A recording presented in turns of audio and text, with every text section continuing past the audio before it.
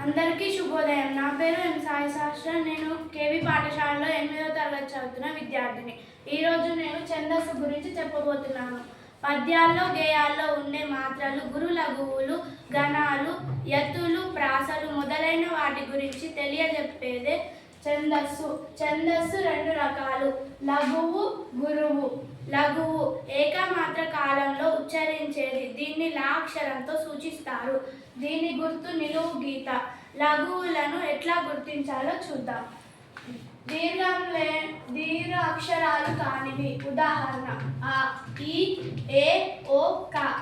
దీర్ఘం లేని ద్విత్వాక్షరాలు. ఉదాహరణ: క, ఛ, మ, ర, ల. దీర్ఘం లేని సంయుక్త అక్షరాలు. ఉదాహరణ: జ్ఞ, జ్ఞ, జ్ఞ, చ, త్య. గురువు రెండు మాత్రాల కాలంలో ఉచ్చరించేది. దీన్ని గా అనే అక్షరంతో సూచిస్తారు. దీని గుర్తు యు. గురువులను ఎట్లా గుర్తించాలో చూద్దాం. దీర్ఘాక్షరాలు. ఉదాహరణ: ఆ, ఈ, ఊ, ఏ, ఓ. ఐ ఔలతో కూడిన హల్లులు.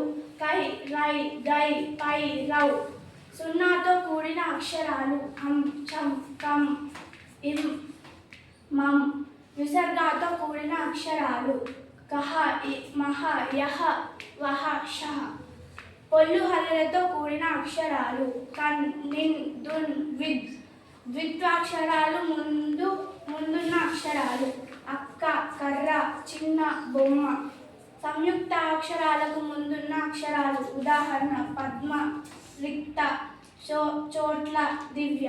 ధన్యవాదాలు.